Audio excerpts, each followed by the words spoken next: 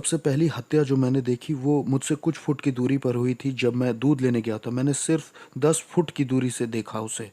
उन्होंने उसे 7 बार गोली मारी थी और मैंने एक के बाद एक बहुत सारी मौतें देखी अपनी ज़िंदगी में। साउथ ब्रॉक्स की सड़कों पर आपको एक हत्यारा, एक लूटमार करने वाला और एक बहुत चालाक इंसान बन के जीना होता है। मेरे पिता की तरफ के लोग तांत्रिक और भूत सिद्धि करने वाले थे। हम तंत्र मंत्र और भूत सिद्धि करते थे। हमारा कांटेक्ट खुद शैतान से था। मुझे याद है कि मेरे पिता कमरे में जाया करते थे शैतान की पूजा करने के लिए, और मैं शैतान की उपस्थिति को भी महसूस कर पाता था। और मेरे पिता आराधना करते थे, टंग्स में बोलते थे, शैतान की अन्य भाषाएं बोला करते थे, दुष्ट आत्माओं की। और वहाँ वो फूल चढ़ाते, कैंडल जलाते और पानी डालते थे। शाम को 7 बजे से लेकर सुबह 5 बजे तक मैं एक डिमोनिक चर्च में जाता था, जहाँ तंत्र मंत्र भी सिखाया जाता था। मुझे ट्रेन किया जा रहा था। मैं ट्रेंड हो रहा था तांत्रिक बनने के लिए। मुझे भूत सिद्धि करने वाली जादूगरनी औरतें जो 30 साल से, 40 साल से, 50 साल से अपने धर्म में लगी हुई थी, ये सिखा रही थी कि कैसे बात करनी है प्रिंसिपैलिटीज से, शैतान से, ज़मीन वाली दुष्ट आत्माओं से। आप शैतान से डायरेक्ट बात नहीं कर सकते, आपको पहले अधिकार कमाना होगा। जो सबसे पहली बार भयानक हत्या हुई थी, जो मैंने बताया, वो यहाँ इस घर में हुई थी। हस्बैंड ने 52 बार पत्नी को चाकू मारा था और उसके सर को काट के अलग कर दिया था।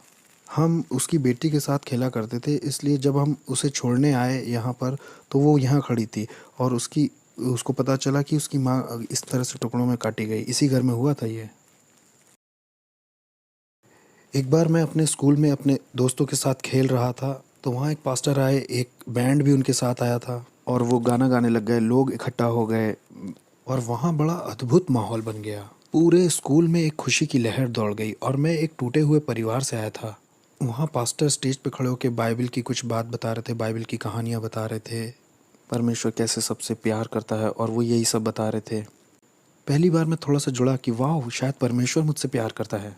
हो सकता है परमेश्वर को मेरी या मेरे परिवार की ज़रूरत है। शायद परमेश्वर मुझे और मेरे परिवार को छूना चाहता है, हमारी परिस्थिति बदलना चाहता है। मुझे भी थोड़ा प्यार मिल सकता है, मुझे भी मिल सकता है। और वो मेरी तरफ चलते हुए आ रहे थे और मुझे पहली बार प्यार बहुत महसूस हो रहा था, इतना कि मैं समझा नहीं सकता। और ये पास्टर स्टेज से उतर के लोगों के लिए प्रार्थना कर रहा था, उन्हें छू रहा था, और मुझे लगा कि अब मेरी बारी है। अब ये पास्टर मुझे छुएगा और अब यीशु मुझे कबूल करेंगे और मुझे जताएंगे कि प्यार होता क्या है। और ये पास्टर मेरे बगल से चले गए। उन्होंने मुझे कभी नहीं छुआ। उन्होंने मुझे बिल्कुल नहीं छुआ। वो नीचे लाइन तक आए, मेरे पास आए और मेरे पास से गुजर गए और दूसरे लोगों को छुआ। मुझे लगा, ओह, यीशु ने भी प्यार नहीं किया, पिता ने प्यार नहीं किया, मेरा घर परिवार भी टूटा हुआ है। यीशु को शायद अच्छा लगता है कि मेरी माँ मार खाती है, मेरे भाई और मैं भूखे सो जाते हैं। उसे शायद अच्छा लगता है कि हमारे अपार्टमेंट में लाइट नहीं है, हम स्कूल में मिसफिट हैं, उसे हमारा स्कूल आना भी अच्छा नहीं लगता। ये जो यीशु है ना, ये भी मेरे बाप की तरह ही है, इनमें कोई अंतर नहीं है, ये भी मेरे पिता जैसे ही हैं। और मैं टूटा हुआ और बड़ा उदास अपने घर पहुंचा। और मुझे याद है 1 या 2 हफ्ते बाद लगभग, मैं स्कूल के बाहर थोड़ी मस्ती कर रहा था, अपने दोस्तों के साथ मज़े ले रहा था, और मैंने सुना कि कुछ नीचे गिरा। वो एक वुडू नेकलेस था। मैंने उसे उठाया और पहन लिया। उसमें बहुत सारे रंग थे और ये नेकलेस ही मेरा शैतान के साथ पहला कांटेक्ट था। कुछ समय के बाद हम टैरो कार्ड रीडिंग करने गए। वहाँ मैं जब गया तो मैं लगभग 10 साल का था, मैं छोटा ही था। वहाँ पर जो औरत भूत सिद्धि करती थी, टैरो कार्ड रीडिंग करती थी, वो विच लेडी, उसने मुझ में अपनी आंखें बिल्कुल धंसा दी। वो बिल्कुल मुझ पर फिक्स हो गई। हमें ये लड़का चाहिए, हमें ये लड़का चाहिए ही चाहिए। हम इसे सेंटेरिया का रिसर्च करने वाला बनाएंगे और ये स्पिरिचुअलिज्म को भी आगे बढ़ाएगा। स्पेनिश में आत्माओं की साधना करना डिमोनिक है और सेंटेरिया संतों की पूजा कहलाती है, लेकिन वो है दुष्ट आत्माओं की पूजा। और अगर ये तुमने हमें नहीं दिया तो ये 30 दिन में अपनी आंखें खो देगा। मेरी माँ होने के नाते मान गई और उसने अपना फर्नीचर बेच दिया, उसने अपना बेडरूम सेट बेच दिया सिर्फ $250 जुटाने के लिए, ताकि मेरी पहली सेरेमनी हो। इस औरत ने मेरी माँ के दिल में बहुत डर बैठा दिया था और मेरी माँ ज़मीन पे सोने लग गई क्योंकि उसके पास बेड नहीं था और वो ये भी नहीं चाहती थी कि मेरी आंखें खोएं। तो इन लोगों ने मुझे अंधकार की दुनिया में आगे बढ़ाया जब मैं 10 साल का था। फिर पहला एनकाउंटर जो मेरा हुआ, मैं जब 10 साल का था, वहाँ डेविल आया और उसने ऑफरिंग भी कबूल कर ली। मेरी ज़िंदगी अब शैतान को सौंप दी गई थी और उन्होंने मेरे गले में 5 मालाएं पहनाई। ये 5 तरह की बड़ी दुष्ट आत्माएं थीं जो आसमानी मकामों में रहती हैं। ये शैतान के नीचे होती हैं। उन्होंने ये मेरे गले में पहना दिया, जिन्हें सेंटेरिया कहते हैं। उन्होंने कहा कि यही रूहें आज से तुम्हारी मदद करेंगी और ये तुम्हारे स्पिरिचुअल गार्डियन एंजल्स हैं और अब से यही तुम्हारी आगे को फिक्र करेंगे। ये जो कोने की बिल्डिंग आप देख रहे हैं इधर इस कोने की, ये पूरी लगभग खाली रहती थी और मैं और मेरा भाई यहाँ ऊपर से उतर करके और पंप से पानी लेने जाते थे। ये वाला पंप था वो। ये खाली थी और ज़्यादातर अपार्टमेंट यहाँ के खाली ही थे और मैं और मेरा परिवार ही सिर्फ यहाँ रहते थे। मेरा जो पूरा चैपल था वो इन्हीं सब कामों में लगा हुआ था। वो शैतान की पूजा करते थे और हम डिमोनिक चर्च में जाते थे शाम को 7 बजे से लेकर सुबह 5 बजे तक। भूत सिद्धि वाली औरतें और तांत्रिक हमें सिखाते थे। वो बुलाना सिखाते थे, नियम कायदे और अधिकार के विषय में सिखाते थे। इस जगह को कौन देखता है, ऊपर हाकिम कौन है और यहाँ की प्रिंसिपलिटीज का नाम क्या है और किस तरह से हमारा चैनल काम करता है। 13 साल का होते होते मुझे शरीर से आत्मा को अलग करना आ गया था और मैं शरीर घर में छोड़कर स्पिरिट रेल में निकल जाता था, अलग क्षेत्रों में, और जाकर वहाँ श्राप बोलता था। अंधकार का साम्राज्य बढ़े और आस पड़ोस श्रापित हो जाए। यहाँ पर होमोसेक्सुअलिटी आ जाए, यहाँ पर डीमंस आ जाए, यहाँ पर spirit of murder, spirit of suicide आ जाए। मुझे अपने आस पड़ोस में ये सारे चैनल्स चलाना आ गया। 15-16 की उम्र आते आते मैं हॉस्पिटल्स में जाके आईसीयूज़ में मौत हो जाए ऐसा बोलता, दूसरे कमरों में मौत हो, ये इंसान मर जाए, ताकि डेविल की नज़र में मेरा लेवल या मेरा ओहदा और बढ़ सके और मैं न्यूयॉर्क सिटी का सबसे बड़ा डेविल वर्शिपर बनना चाहता था। शैतान मेरा बाप बन गया, उसने मेरे बाप की जगह ले ली क्योंकि मैंने ऐसी दुआ की थी कि मेरे बाप को मार दो। 33 साल की उम्र में मेरे बाप को चेहरे पर गोली मार करके ख़त्म कर दिया था एक नाइट क्लब में एक औरत की वजह से। जब वो घर आ रहे थे, शैतान ने उन्हें ले लिया और उसने कहा कि मैंने पुराने से नए को बदल दिया है और ऐसे डेविल मेरा बाप बना। एक क्लब था इस जगह पर और वहाँ मेरे बाप को मारा गया था जब उनकी उम्र 33 साल की थी। मैंने बताया था ना कि जब मैं छोटा था, लगभग 11 साल का था, तो यहाँ पर एक कॉर्नर पर स्टोर हुआ करता था इधर साइड। जब मैं दूध का गैलन लेने गया था, मेरे सामने उस आदमी को मारा गया था। शैतान का पुजारी होने से मेरा ओहदा अब बढ़ चुका था और इतना बढ़ गया था कि मैं प्रिंसिपैलिटीज़ को और दुष्टात्मा को इधर से उधर भेज सकता था। और मैं जैसे आपके साथ यहाँ बैठा हूँ, ऐसे मैं शैतान के साथ बैठा करता था और वो ह्यूमन फॉर्म में आ जाता था। उसकी उपस्थिति आती थी और मैं सारी रात उससे बात करता था और वो मुझको असाइनमेंट्स देता था। मैं अच्छे क्लब्स में और लॉन्ज में जा कर के चेक करता था कि किसको मैं अंधकार के साम्राज्य में ला सकता हूँ। मैं उनको उनका भविष्य बता देता था, उनकी ज़िंदगी के बारे में, उन्होंने क्या क्या किया है और उनके साथ क्या होने वाला है, ये सब बता देता था। उन्हें बिल्कुल ये अंदाज़ा नहीं था कि मैं कौन हूँ। मैं बस दुष्ट आत्माओं की शक्तियों से भरा था। मैं खून भी चखा करता था। हर हफ्ते मैं जानवर को काट कर उसका खून पीता था और कभी समय नहीं हुआ या पैसे नहीं हुए तो खुद का हाथ काट करके खुद का खून पी लेता था। हमारे ग्रुप में और जिन लोगों के साथ मैं था वो सब डीमन से जुड़े हुए थे।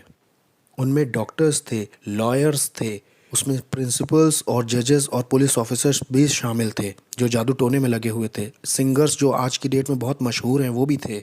मैं एक हवा के हाकिम को दूसरी जगह भेज सकता था, नीचे ज़मीन की दुष्ट आत्माओं को दूसरी जगह भेज सकता था ताकि उस जगह की चर्च बंद हो जाए, चर्च की ग्रोथ बंद हो जाए और लोगों के सेव होने के सारे मौके छिन जाएं।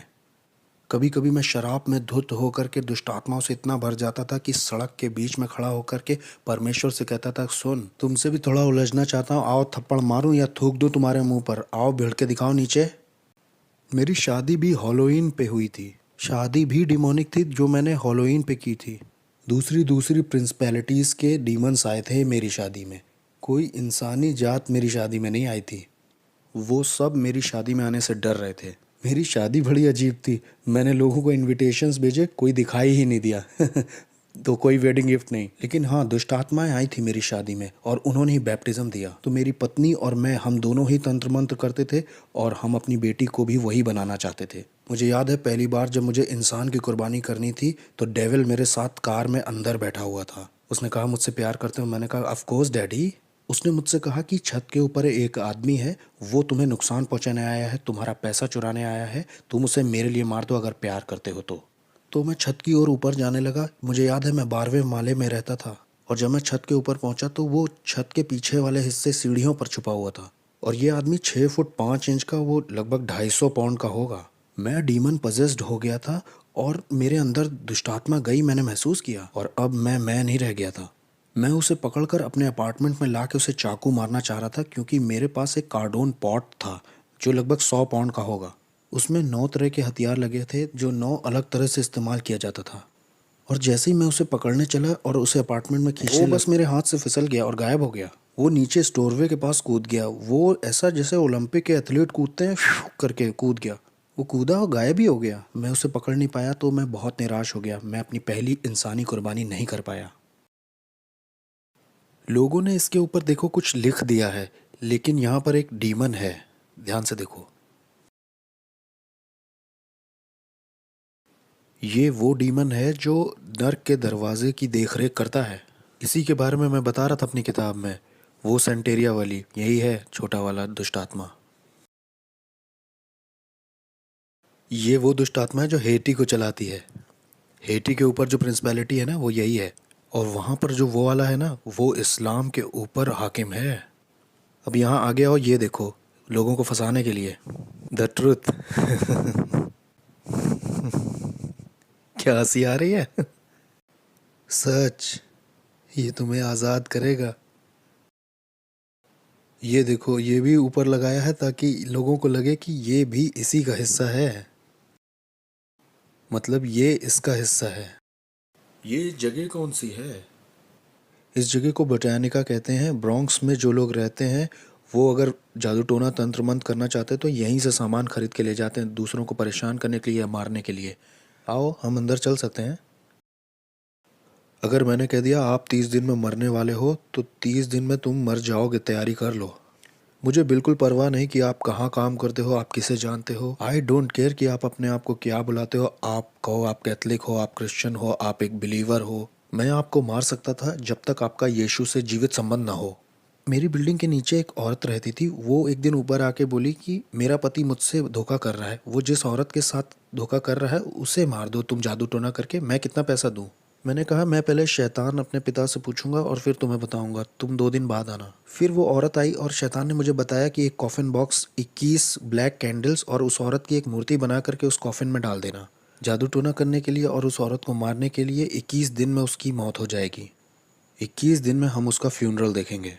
तो वो औरत आई, मैंने उससे कहा मैं $10,000 तुमसे लूँगा उस औरत को मारने के लिए। उसने कहा ठीक है। मैंने कहा अरे तुम्हारी मेरी जान पहचान है, मैं तुम्हारे घर भी आता था, तुम एक काम करो 7,000 देना, 30% ऑफ दे रहा हूँ तुम्हें, मैं मार दूंगा उसे। 30% ऑफ है, तुमको $7,000 दे देना बस। जब वो औरत मेरे घर से जा रही थी तो बोल के बोली वैसे वो औरत क्रिश्चियन है। उसने कहा वो मसीही है। मैंने कहा अब मैं उसे फ्री में मारूंगा। मैंने कहा मैं उसको अब फ्री में मारूंगा, मुझे इन क्रिश्चियंस को एक सबक सिखाना है, मैं उसे अब फ्री में ही मारूंगा। मैंने कहा मुझे तुम्हारा पैसा नहीं चाहिए, मैं फ्री में मारूंगा। तो मैंने उस पर तंत्र मंत्र किया, वूडू किया, लेकिन 21 दिन होने पर भी वो मरी नहीं। एक एक महीना हो गया वो मरी नहीं। और मुझे लगा अरे ये हो क्या रहा है, ये मेरी इज्जत का सवाल था। मैंने शैतान को बुलाया, मैंने दुष्ट आत्माओं को बुलाया, मैंने बढ़ा दी अपनी जादू टोना तंत्र मंत्र, मैंने उस पर दुगना जादू टोना शुरू कर दिया ताकि वो एक रात में ही मर जाए। लेकिन कुछ नहीं हुआ, कुछ नहीं हो रहा, कुछ नहीं हो रहा। और एक दिन ऐसा हुआ कि शैतान ही आ गया। मैंने महसूस किया उसकी उपस्थिति आई और शैतान ने मुझसे कहा कि हमें ये प्लान छोड़ना होगा जिस औरत को तुम मारना चाहते हो। मैंने कहा प्लान क्यों छोड़ना होगा, मेरी इज्जत दांव पे लगी है, मैं एक भूत साधक हूँ, मैं तांत्रिक हूँ, अगर मैंने उसे नहीं मारा तो लोगों को लगेगा कि मेरे अंदर ताकत नहीं है। उसने कहा तुम समझ नहीं रहे हो, जिस परमेश्वर की वो सेवा करती है वो उसे अकेला नहीं छोड़ता है, उसे छुओ मत। मैंने कहा कौन है ये ईश्वर? उसने कहा वो जिसकी सेवा करती है। मैं बहुत गुस्से में था। मैंने कहा नहीं, एक हफ्ता और लेते हैं, चलो मारते हैं। उसने कहा नहीं, जिसकी वो सेवा करती है वो उसे अकेला नहीं छोड़ता है। जिस तरह का जादू टोना मैंने उसके ऊपर किया था ना, उसे 21 दिन से कम में मर जाना चाहिए था। और भाई कैसे हो? ये ईजबेल है, इनके धर्म की ये ईजबेल है। देखो ये कैसे काम करता है। ये स्टैचूज जो हैं इनका कोई मतलब नहीं है, लेकिन इसके पीछे एक दुष्टात्मा है। तो अपने खुद के लिए मुझे उसे पहचानने के लिए इसका बनाया जाना बहुत ज़रूरी है, नहीं तो मैं उस आत्मा से नहीं जुड़ सकता। उस दुष्ट आत्मा से मेरी जान पहचान नहीं हो सकती, हमारे बीच में कुछ कॉमन नहीं है। मैं आदमी हूँ, वो एक आत्मा है और आत्माओं में भी वो दुष्ट आत्मा है। मैं उससे जुड़ ही नहीं पाऊंगा। उससे जुड़ने के लिए मुझे इसको बीच में लाना ही होगा। ये इंसानों की तरह दिखते हैं लेकिन इस आदमी के पीछे भी एक कहानी है। उस कहानी की वजह से ही आप उससे जुड़ सकते हो और ये दुष्ट आत्मा उसकी वजह से चलन कर सकता है। और ऐसा ही इन लोगों के साथ भी है। बाद में इनके नाम रखे जाते हैं और इनके भी जन्मदिन होते हैं, इनके भी अपने दिन होते हैं। किस तरह से इंसान फंस के पकड़ा जाता है इस दुष्ट आत्मिक संसार में और तंत्र मंत्र में, जानते हैं? ये वो जाल हैं जिनसे दुष्ट आत्माएं ऑपरेट करती हैं, अपना चलन करती हैं। इन्हीं मूर्तियों की वजह से इंसान अपने सारे शैतानी काम और शैतानी मजहब चला पाता है। यहाँ ऐसी कोई चीज़ नहीं है जिसे पवित्र कहा जा सके, बस एक ही है, वो हम हैं। इस जगह पे होता क्या है? वहाँ पीछे तंत्र मंत्र होता है, वूडू होता है, वहाँ कुछ मंत्र बोले जाते हैं और उससे मूर्तियाँ पवित्र की जाती हैं। ये सारी दुष्ट आत्माएं चाहती हैं कि आप एक नई मूर्ति खरीदें ताकि आप दुष्ट आत्मा को घर ले जा सकें। ये देखो, खास प्रार्थनाएं, ये आपको विश्वास दिलाना चाहते हैं कि आप परमेश्वर से प्रार्थना कर रहे हो। मैं भी यही किताब इस्तेमाल करता था, खास प्रार्थनाएं। इनका मकसद ही है कि आपको लगे कि आप ईश्वर से प्रार्थना कर रहे हैं, लेकिन इनमें कोई भी ईश्वर, इसमें बाइबल का कुछ नहीं है, ना बाइबल की कोई बात है, ना क्रूस की कोई बात है। मैं न्यूयॉर्क अमेरिका में तीसरे नंबर का वो इंसान था जिसके पास एक ऐसी किताब थी जिसमें चिन्ह बने थे सारी दुष्ट आत्माओं के और सारे हाकिमों के, और कैसे लोग ये तंत्र मंत्र सीख सकते हैं। और कोई इस तरह की किताब को नहीं रख सकता, या किसी के पास ऐसी किताब नहीं हो सकती जब तक डेविल उस पर खुद साइन ना कर दे। और मैं तीसरा वो इंसान था जिसके पास ये किताब थी, और मैं इस किताब के निशानों का इस्तेमाल करके जादू टोना करता था ताकि लोगों का दिमाग ख़राब हो जाए और वो बीमार पड़ जाए। जाने कैसे तंत्र मंत्र से मैं उन्हें बीमार करके लेप्रोसी, किसी को कैंसर दे देता था।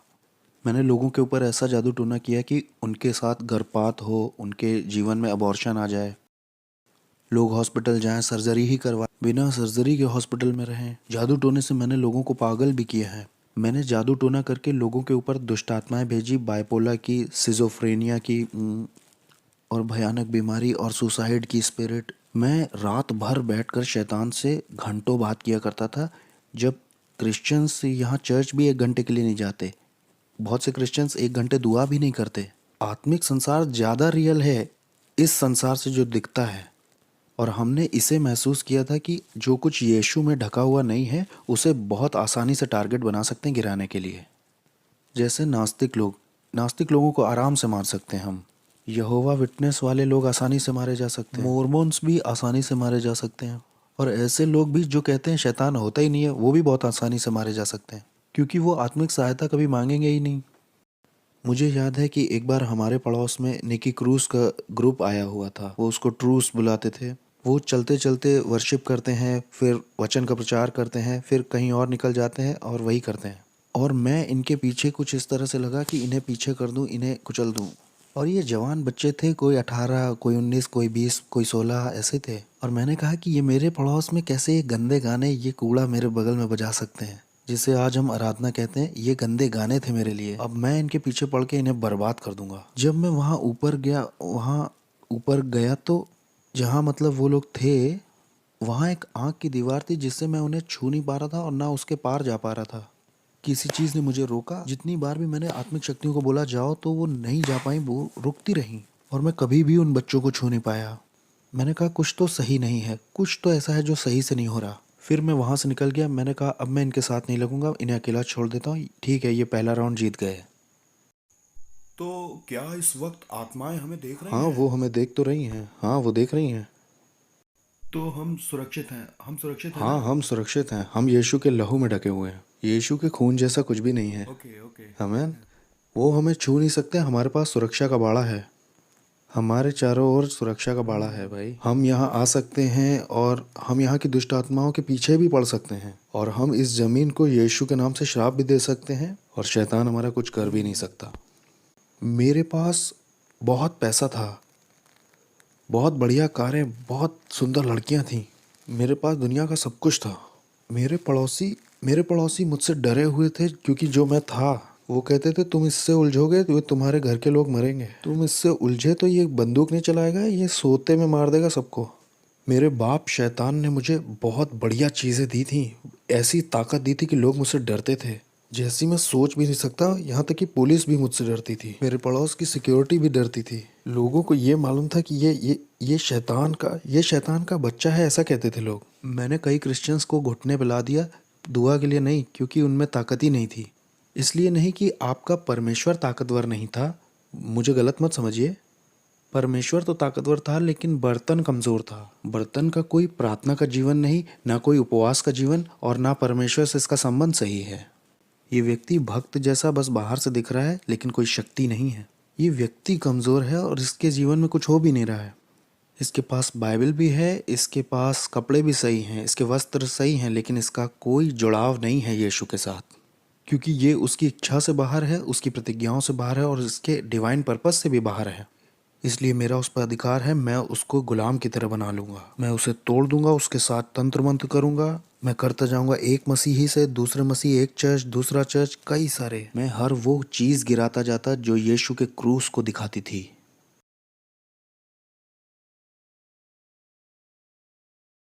बहुत ही दुष्ट आत्माओं से भरी हुई जगह है।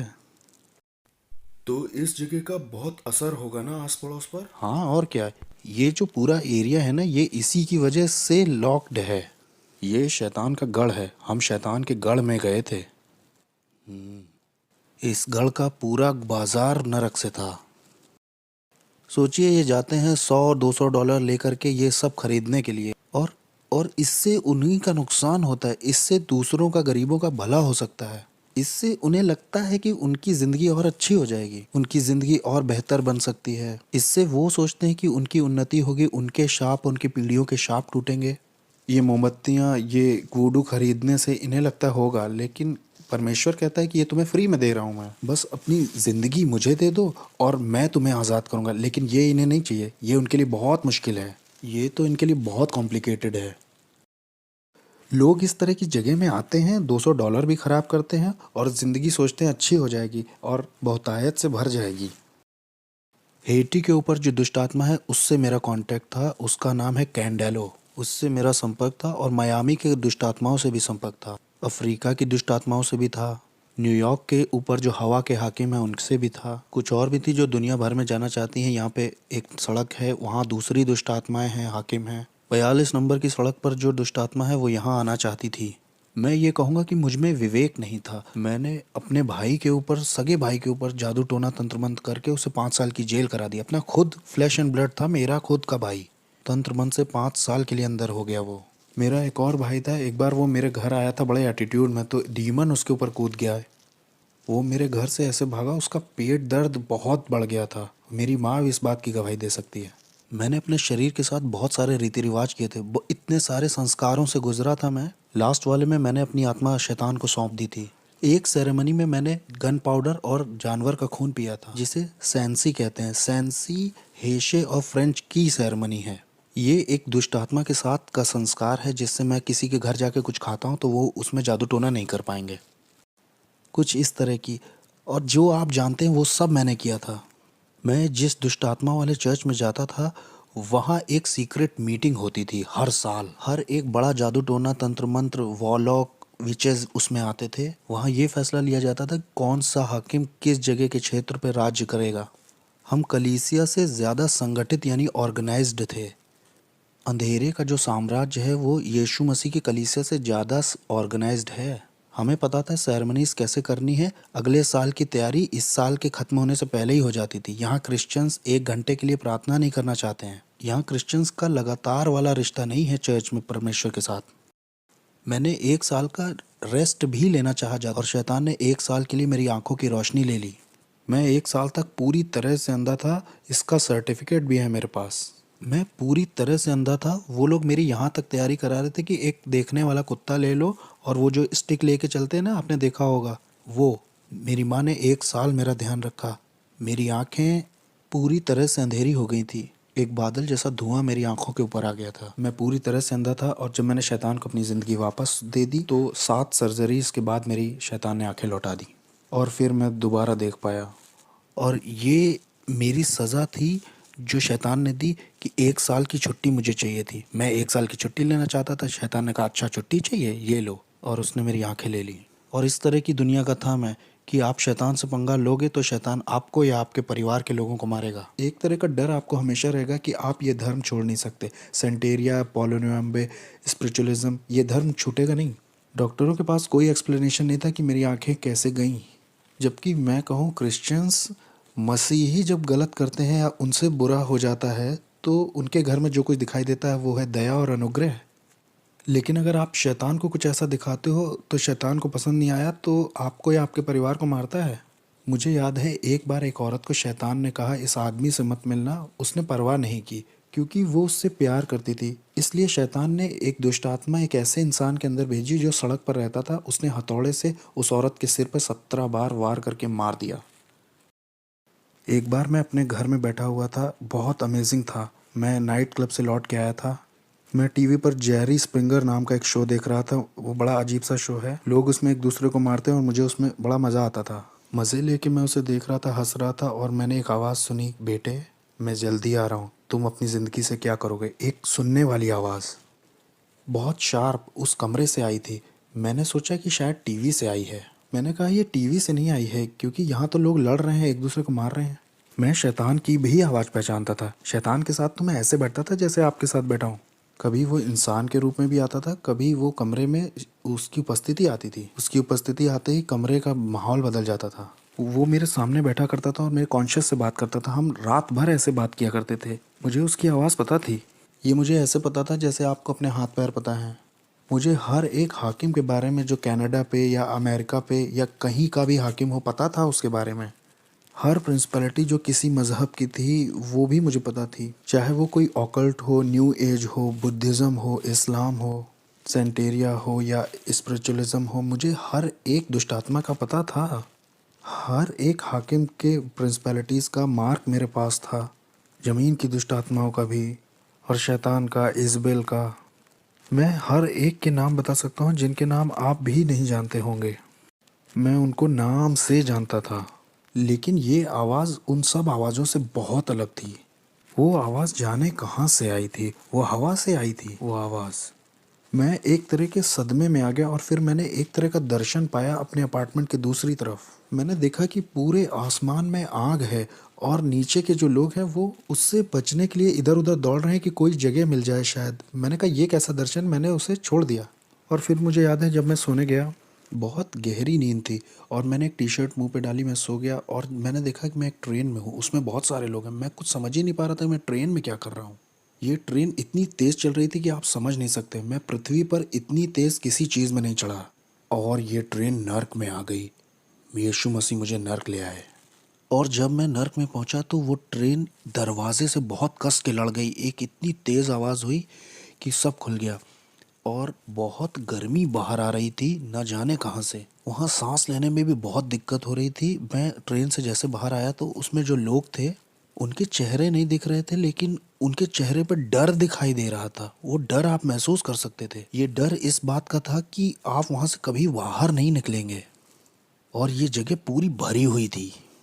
और मैंने कहा मैं यहाँ के लिए नहीं बना हूँ, मैं यहाँ नहीं मर सकता ना, मुझे यहाँ नहीं मरना, ये मेरे लिए नहीं है। मैं यहाँ के लिए पैदा नहीं हुआ हूँ। मैं अपने आप से ही बातें कर रहा था। मैं यहाँ नहीं रहने वाला। इसलिए मैं एक कोई सुरंग ढूंढने लगा जहाँ से मैं निकल सकूँ।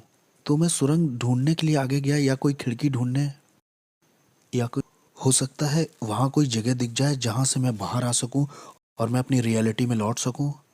लेकिन वहाँ कोई गैप नहीं था। मुझे याद है वहाँ जितना मैं आगे उस सुरंग में जा रहा था उतना ज़्यादा मुझे डर घेर रहा था और मुझे लोगों की तकलीफ़ें सुनाई दे रही थी, आवाज़ें।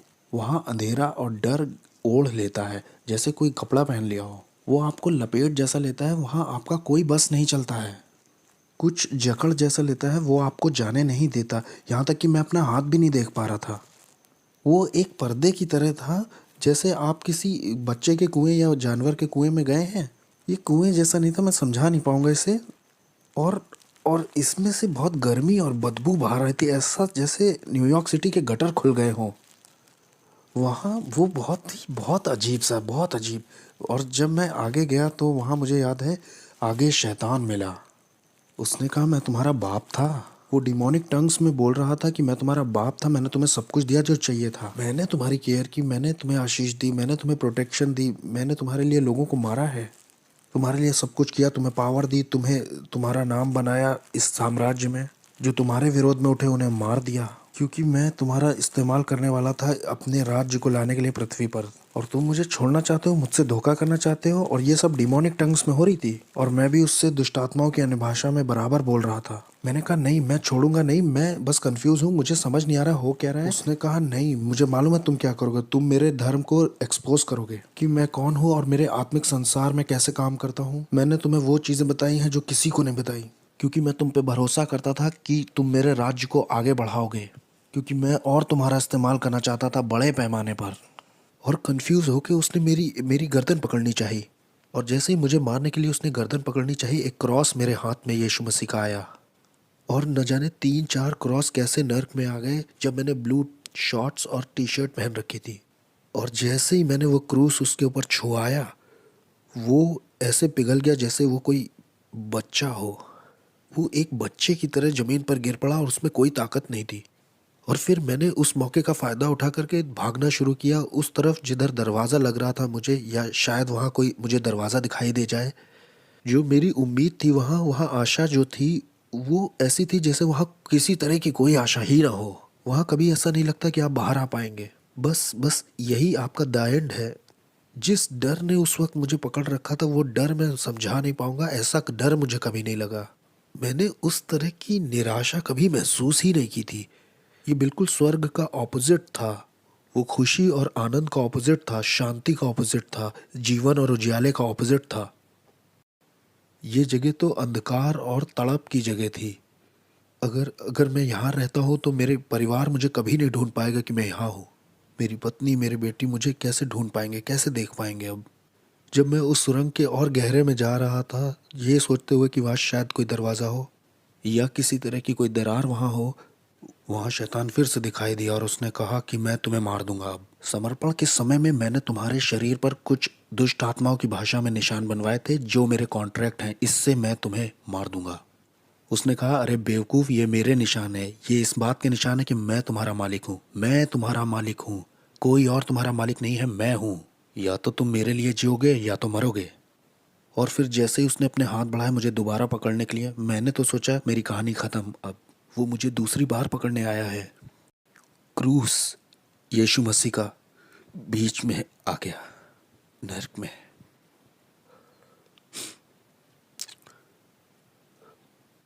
कोई प्यार नहीं है क्रूस से बढ़ के, जो मेरे जैसे पापी के लिए आए नर्क में। दाऊद कहता है कि अगर मैं अपना बिछौना अधोलोक में भी बिछाऊं तो उसे पता है। अनुग्रह और सच्चाई नर्क में दिखाई दी। अनुग्रह और सच्चाई को मेरे बारे में पता था। अनुग्रह और सच्चाई की मेरी जिंदगी में एक योजना थी।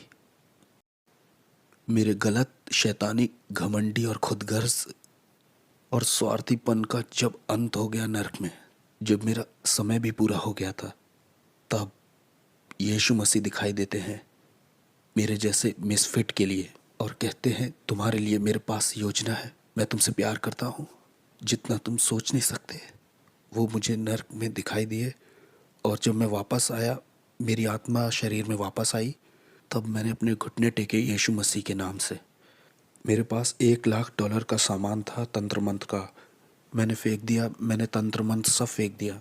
मैंने अंधेरे के साम्राज्य से जुड़ी हर एक चीज़ फेंक दी। हेटी के लोग और क्यूबा के लोग और मियामी, न्यूयॉर्क के लोगों ने सोचा कि इसे मार दे क्योंकि ये बहुत जानता है, क्योंकि इसे बहुत कुछ पता है, इसलिए इसे मारना चाहिए। हमें इसे मारना ही होगा क्योंकि ये बहुत कुछ जानता है। ये अब हम में से एक नहीं रहा, इससे मारना तो ज़रूर है। वो आए मुझे मारने के लिए, उन्होंने अपनी तरफ से कोई कसर नहीं छोड़ी। मैं दिन में सोने लगा था क्योंकि दिन और रात दुष्ट आत्माएं आती थीं और मुझे बहुत टॉर्मेंट करती थीं, बहुत सताती थीं। ये सब 30 दिन तक चलता रहा। 30 दिन तक वो मेरे गले को पकड़ते थे, वो मेरे बिस्तर को मुझे उठा के फेंक देते थे। मैं बिस्तर पर लेटे महसूस करता कोई मेरे बगल में लेटा हुआ है, बर्फ़ के जैसा कोई ठंडा। और जैसे मैं मुड़ के देखता तो मैंने डेविल को खुद देखा वहाँ लेटे हुए। ये सब चलता रहा 30 दिन तक, एक के बाद एक। मुझे सताया जा रहा था, टॉर्चर किया जा रहा था, पागल करने की कोशिश की जा रही थी। मेरे शरीर से मेरी आत्मा खींचने की कोशिश की जा रही थी। मैं रात में ऐसे डरता था जैसे रात में कभी नहीं डरा। 30 दिन तक मैं चिल्लाता रहा और मुझे प्रार्थना करना भी नहीं आता था। सिर्फ बोलता था जीसस जीसस जीसस। प्रार्थना आती नहीं थी तो वो बहन तो इस तरह से चर्च में प्रार्थना करती, लो वो भाई ऐसे प्रार्थना करता है। मैं सारी दुआओं को मिला जुला के करता था ताकि मैं अपनी ज़िंदगी के लिए लड़ सकूं। और एक दिन ऐसा हुआ कि मैं चर्च में आराधना कर रहा था और मेरे दिमाग में सवाल चल रहे थे कि क्यों तूने मेरे साथ ये सब होने दिया प्रभु। और उस दिन मैंने ये आवाज़ सुनी कि मैं देखना चाहता था कि तुम मुझसे कितना प्यार करते हो। और उसने कहा, मैं देखना चाहता था तुम कितना भरोसा करते हो मुझ पे। और उस दिन के बाद से शैतान कभी आगे को मेरे पीछे नहीं पड़ा। मैं यीशु के लिए एक इवेंजलिस्ट बन गया। तब से लेकर आज तक 14 साल हो गए हैं प्रभु की सेवा करते करते, और मैं इस चीज़ को किसी भी चीज़ से सौदा नहीं करूँगा। और मुझे पता है हालेलुया नाम की सड़क पर जॉन रिमेरेस का एक बड़ा बंगला है। एक दिन वो कहेगा, तेरा स्वागत है विश्वास योग्य दास। जिसके कान हो वो सुन ले और जिसकी आंखें हो वो देख ले।